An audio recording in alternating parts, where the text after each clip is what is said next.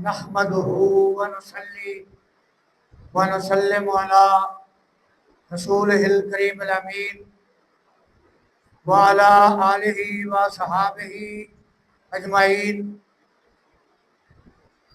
أما بعد فقد قال الله تبارك وتعالى في القرآن المجيد والفرقان الحميد: أعوذ بالله من الشيطان الرجيم. بسم الله الرحمن الرحيم. إنه من سليمان وإنه بسم الله الرحمن الرحيم.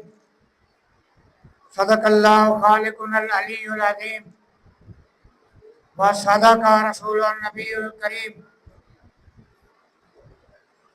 مولاي صل وسلم دائما ابدا على حبيبك خير الخلق كلهم.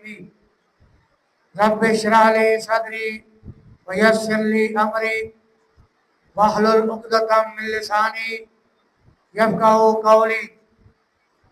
اللهم رب زدني علما كثيرا كثيرا يا عليم علمني.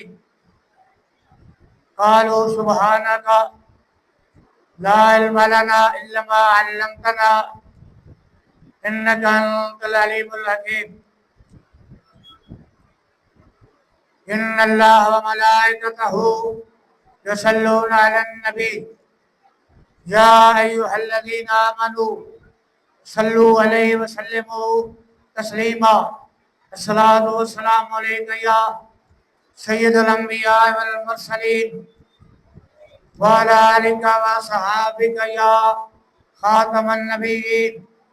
الصلاة والسلام عليك يا شفيع المذنبين وعلى آلك وصحابك يا رحمة للعالمين. الصلاة والسلام عليك يا عالم ما كان وما يكون وعلى آلك وصحابك يا نور الأفئدة والعيون. بعد حمد و ثنا و نعت مصطفیٰ حبیب کبریا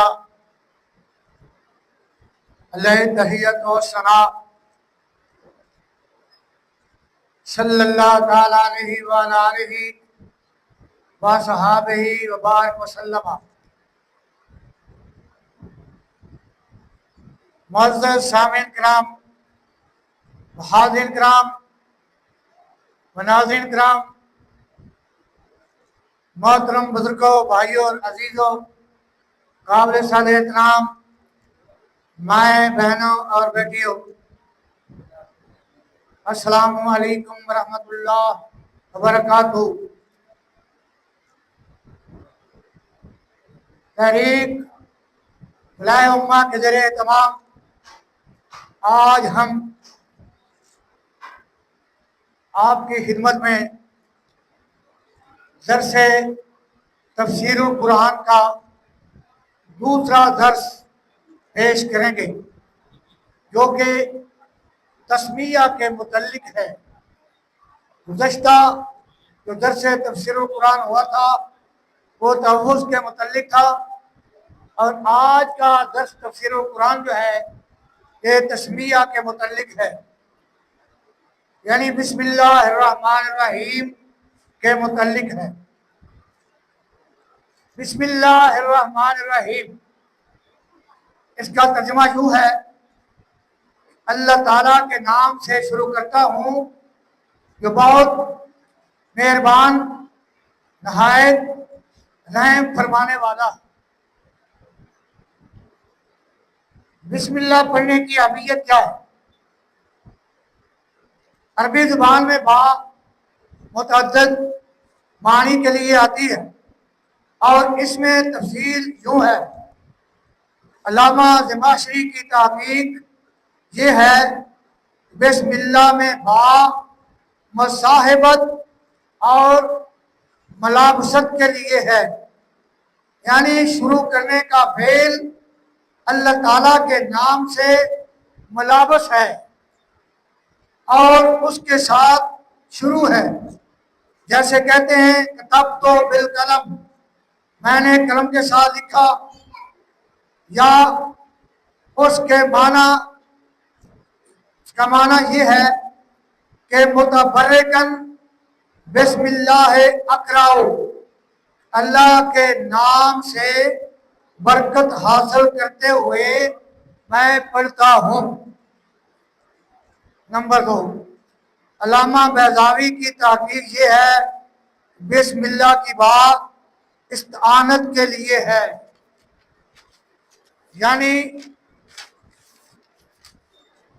اللہ کے نام کی مدد سے میں شروع کرتا ہوں۔ بعض علماء مفسرین نے یہاں فعل امر مقدر کیا ہے، یعنی اللہ ہی کے نام سے شروع کرو۔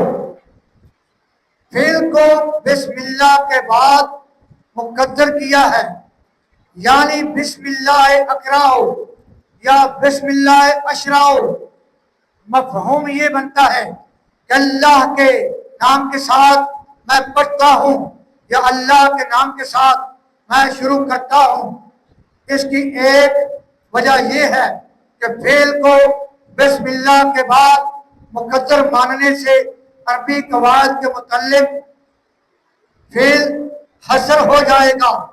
معنی یہ ہے کہ اللہ کے نام سے شروع کرتا ہوں، اللہ ہی کے نام سے شروع کرتا ہوں۔ مشرکین کسی عام کام کو بتوں، دیوتاؤں اور دیویوں کے نام سے شروع کرتے تھے، اس لیے جب ہم کہیں گے کہ اللہ ہی کے نام سے شروع کرتا ہوں تو مشرکین اور کفار اور فجار کا رد ہو جائے گا۔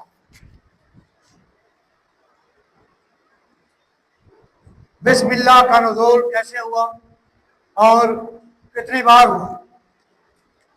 بسم اللہ قرآن مجید کی پوری آیت ہے، جیسا کہ قرآن مجید کی سورۃ نمل میں اللہ تعالیٰ نے ارشاد فرمایا انہ من سلیمان و انہ بسم اللہ الرحمن الرحیم، بے شک یہ خط سلیمان علیہ السلام کی طرف سے ہے اور میں اللہ کے نام سے شروع کرتا ہوں کہ بہت مہربان نہایت رحم فرمانے والا۔ بسم اللہ قرآن مجید کی پوری آیت ہے، مگر کسی سورت کا جز نہیں، اس طرح سورہ فاتحہ کا بھی جز نہیں، بلکہ سورتوں میں فاصلہ کرنے کے لیے اتاری گئی ہے۔ سورہ فاتحہ، سورہ البقرہ، سورہ آل عمران، سورہ النساء، سورتوں میں فاصلہ کرنے کے لیے اتاری گئی ہے۔ یہ بات بھی یاد رکھنے کے قابل ہے کہ سورۃ توبہ میں، سورۃ توبہ کے اول میں، اس کے شروع میں بسم اللہ کیوں نہیں لائی گئی؟ اس کی وجہ یہ ہے کہ سورۃ توبہ میں کفار مشرکین کے ساتھ قتال، جدال اور جہاد کا حکم دیا گیا ہے، اور اس مقام پر کفار و مشرکین پر کر کا اظہار ہے، اس لیے اس سورت سے پہلے بسم اللہ نہیں اتاری گئی۔ تو آئیں دیکھیں بسم اللہ کے فوائد کس کس مقام پر بسم اللہ پڑھی۔ سیدنا حضرت نوح علیہ السلام نے بیڑے پر سوار ہوتے ہوئے فرمایا وَقَالَ ارْكَبُوا فِيهَا بسم اللہ مجرہا ومرساہا ان ربی لغفور رحیم۔ سورۃ ہود کی آیت نمبر 41 ہے۔ فرمایا اس نے کہا اس میں سوار ہو جاؤ اللہ کے نام پر، اس کا چلنا اور ٹھہرنا ہے، بے شک میرا رب ضرور بخشنے والا اور مہربان ہے. یعنی فرماتے ہیں کہ بسم اللہ پڑھ کر اس میں سوار ہو جاؤ اور یہ اللہ کے نام سے ہی چلتا جائے گا اور مڑتا جائے گا اور اللہ کے نام سے ہی ٹھہرے گا. وہ اللہ کون ہے؟ وہ ان ربی لغفور رحیم. فرمایا میرا پروردگار بہت مہربان نہایت رحم فرمانے والا. بسم اللہ ہر دینی کام اور ہر جائز دنیاوی کام کی کنجی ہے. ہر دینی کام کو کرنے سے پہلے بسم اللہ الرحمن الرحیم پڑھ لینی چاہیے. کوئی معیشت کا کام ہو، تجارت کا کام ہو، ملازمت کا کام ہو یا عبادت کا کام ہو، بسم اللہ الرحمن الرحیم ہر دینی کام اور ہر جائز دنیاوی کام کی کنجی ہے. جو کام بسم اللہ کے پڑھے بغیر کیا جائے وہ ادھورا رہتا ہے. تو کھانا تناول کرنے سے پہلے بسم اللہ الرحمن الرحیم پڑھنے سے شیطان جو کھانا کھانے سے دور چلا جاتا ہے اور نہ پڑھنے سے وہ بھی کھانا کھانے میں شریک ہو جاتا ہے. ذبح کرتے وقت، جانور کو ذبح کرتے وقت بسم اللہ ہے اللہ اکبر یہ کہنا ہوتا، کیونکہ وہاں رحم کا موقع نہیں، رحم کا وقت نہیں، اس لیے بسم اللہ اللہ اکبر ہی کہنا چاہیے. بسم اللہ کے فضائل کیا کیا ہیں؟ سورۃ کبیر میں علامہ امام فخر الدین الرازی نے حدیث نقل کی ہے. فرماتے ہیں کہ بسم اللہ میں 19 حروف ہیں اور دوزخ پر بڑے فرشتے بھی 19 ہیں.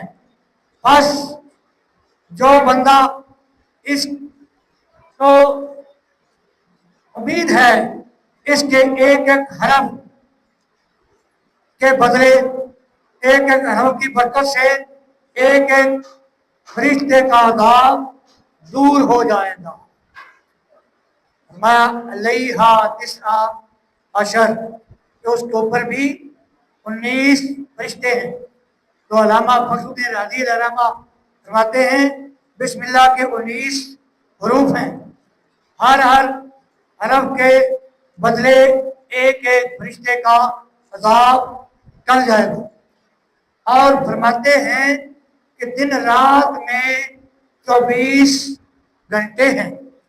5 گھنٹے جو ہیں وہ 5 نمازوں نے گھیر لیے اور 19 گھنٹوں کے لیے بسم اللہ کے 19 حروف عطا فرمائے گئے ہیں.